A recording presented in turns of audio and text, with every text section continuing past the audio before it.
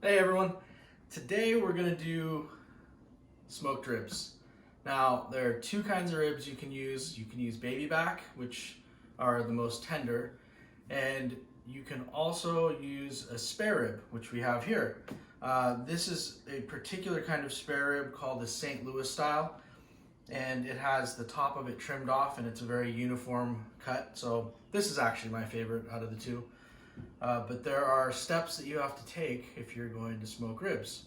So the first part of this is you got to prep your ribs, and you do that by removing this glossy skin from the back. And the way that you do that is by finding the corner, using a paper towel for grip, and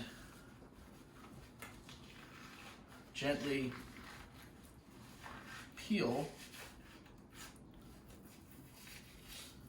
back the skin. So what that does is it allows for all the connective tissue to be melted down and without having that very kind of tough skin on the back, you know, that chewiness. It takes away the chewiness. So once you have that removed,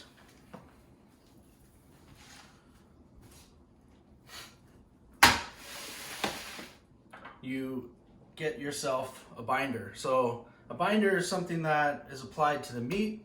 It allows for the spice rub to stick. I use mustard. You can use anything you want. I've used mayonnaise before. I've used honey. I've used all different kinds of things. It doesn't flavor the meat. It all cooks out. So it doesn't matter what you pick.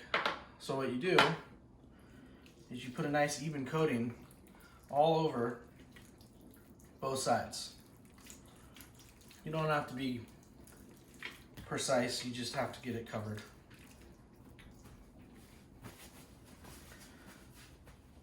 Once you have that done, take your spice rub. This is the one that I've been working on for a couple years. It's my favorite. I've been trying a lot of store-bought ones and I just haven't been happy with them, so went back to making my own. This is a sugar-based rub. With pork and chicken, the sugar-based rub is good. With beef, you'd probably want a salt-based rub. Next, what you do is you just gently press it in. If you have a ton of extras, it's okay. As soon as you flip it over, it'll shake off, and then you can just capture it on the other side. Nice and easy, rub it in. Make sure you get the sides. There you go. It should look nice and even. Good coating. This is really important that you get all the different spots. This is where you start developing that bark. What we're going to do next is we're going to wrap it with plastic wrap, and it's going to go in the refrigerator overnight. So this is a two-part process. If you do it this way, I've found that it has the best results. This part's not all that tricky. You just get a nice long piece, cut it, take your ribs and place them directly in the middle. And you want to take the top part, fold it over,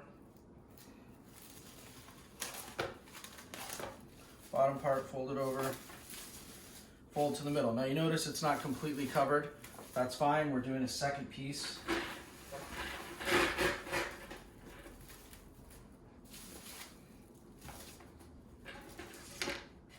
That second piece goes over,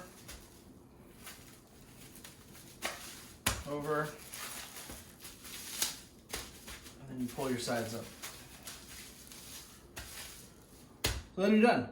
This is going to go in the refrigerator. I would recommend at least 12 hours. The flavors get to penetrate nice and deep into the meat.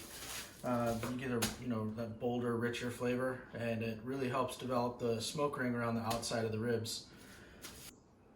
So now we have all our ribs ready and wrapped. They're going to go in the refrigerator about 12 hours, and after that, they're going to go in the smoker.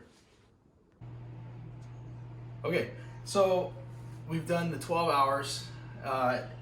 of wrapped ribs. They look kind of like that. You got that nice deep dark color, mahogany color from the rub penetrating into the meat overnight. So the next part of this is the actual cooking method. So I use the 3-2-1 method, which is 3 hours on smoke, 2 hours wrapped in foil, and then 1 hour removed from the foil back into the smoker, and it firms up the bark. So we're gonna take these ribs, we're gonna head out to the grill.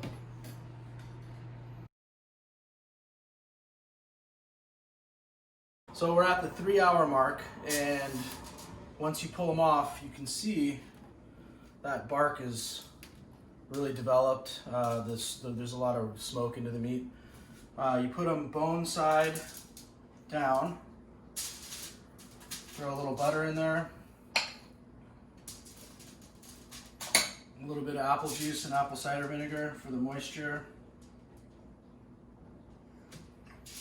And then you wrap it in 2 layers of foil. So just wrap it over like that. And then over the end, do the same thing. You want this to be as tight as possible.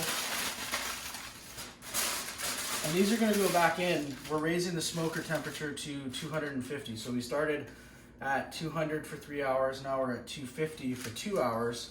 And when that's done, we're going to pull it out and do 1 more hour at 250. And these things are going to be tender, falling off the bone. So we're going to take these back to the smoker. So we've been on for 2 hours wrapped. So we're going to unwrap. Got juices everywhere on this thing. And they're going to go back on the smoker. If you see this, you got the bone starting to separate from the meat. It's a great sign. We're going to put these back on, and what we're going to do is that 1 hour is going to firm up the bark again, and it's going to continue to cook and make these really tender. Okay, so we're 1 hour after the smoke, coming off the grill. See what we got. Look at that. Juicy, smoky. Don't breathe this. Don't breathe this. I don't need my own, I just want to bite. Okay, go ahead.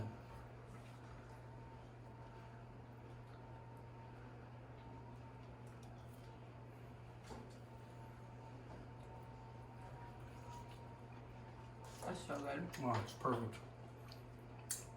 Job, There you baby. go.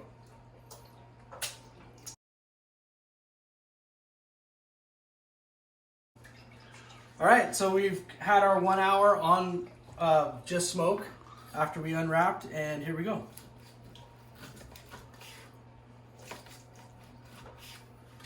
Sounds good. We got super juicy right there.